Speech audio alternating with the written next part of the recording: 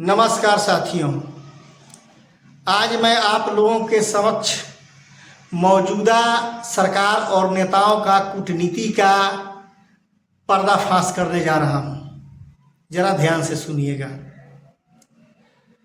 देश में किसानों की जो स्थिति है वही स्थिति है जैसा कि एक बंदर का होता है, और नेताओं का वही स्थिति है बंदर नचाने वालों का। सोचते हैं कि किसान बंदर है, हम नचाने वाले हैं, और बंदर की तरह हम किसानों को नचाते हैं मार्केट में ले जा करके।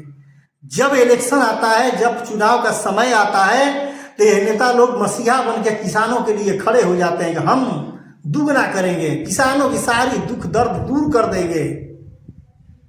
और जब इलेक्शन खत्म हो जाता है तो इन किसानों का कोई दुख दर्द सुनने नहीं आता है। आज किसानों की ऐसी स्थिति है, हर किसान की अगर अपने हैसियत के मुताबिक अगर किसान की बेटी का शादी करना पड़ता है और उसको खेती के अलावा दूसरा कोई आय का स्रोत नहीं है, तो उसको भूमि का सौदा करना पड़ता है, तब अपनी लड़की का शादी कर पाता है। ऐसी स्थिति है हमारे देश के किसानों का। और सबसे बड़ी बात हम ये कहने जा रहे हैं आप सब लोगों से कि हमारे देश का नेता एक भी नहीं है। प्रधानमंत्री एक भी भारतवर्ष के नेता नहीं है, चाहे सांसद हो, चाहे प्रधानमंत्री हो, चाहे विधायक हो, चाहे कुछ भी हो। जीत जाने के बाद अपने जात का नेता बन जाते हैं, बिरादरी का नेता बन जाते हैं।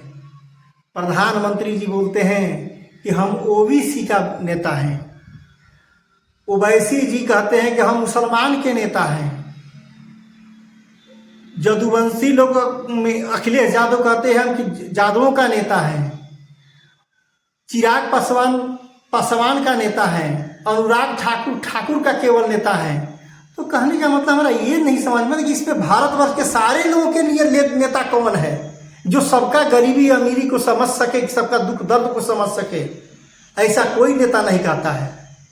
अब लोग यही नेता लोग कहते हैं कि ये ब्राह्मणों ने जात पात फैला कर रखा है और खुद ही जातिवादी का हर जगह अपना ढिंढोरा पीटते हैं।